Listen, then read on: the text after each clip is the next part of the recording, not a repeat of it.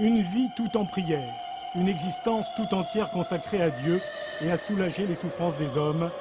Et derrière tout cela, un formidable doute. Mon Dieu, que cette souffrance inconnue est douloureuse. Je n'ai pas la foi. En quelques mots glissés dans une lettre, Mère Teresa révèle une foi vacillante. Le doute d'une petite Albanaise à l'humilité rayonnante et qui consacre l'essentiel de sa vie aux miséreux de Calcutta. À aider les plus pauvres, à recueillir les orphelins, à soigner les malades, à accompagner les agonisants jusqu'à la mort. Mon action est comme une goutte de délivrance dans un océan de souffrance. Ce qui m'importe, c'est de soulager la souffrance aujourd'hui. Infatigable, pendant plus d'un demi-siècle, à la tête de sa propre congrégation, les Sœurs missionnaires de la Charité, elle mène une mission bientôt reconnue dans le monde entier. Et en 1979, elle est récompensée par le prix Nobel de la paix.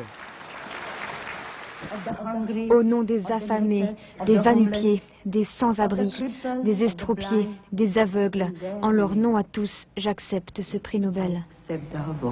Mais malgré la reconnaissance universelle de son action, Mère Teresa poursuit sa quête spirituelle et exprime ses tourments. Si un jour je deviens une sainte, je serai sûrement celle des ténèbres. Je serai continuellement absente du paradis. C'est très émouvant de voir qu'une femme qui a consacré toute sa vie comme ça à Dieu, qui a mené toute son action au nom de Dieu, ait pu douter. Que ce soit surprenant, ça peut l'être pour certains, ça l'est pas qu'on connaît bien ce que c'est que la foi et ce que c'est que la vie de la foi. La vie de la foi, c'est pas la certitude. La certitude, on a l'évidence de quelque chose, une évidence sensible, une évidence rationnelle, alors que dans la foi, il n'y a aucune évidence. Jean-Paul II avait une affection toute particulière pour Mère Teresa. Il était allé la voir à Calcutta. Il n'ignorait pas ses doutes et son désarroi.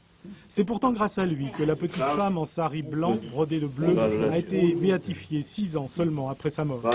Première étape vers la canonisation pour cette religieuse des pauvres, une femme au visage marqué par des années de lutte et qui parlait de son âme comme d'un bloc de glace.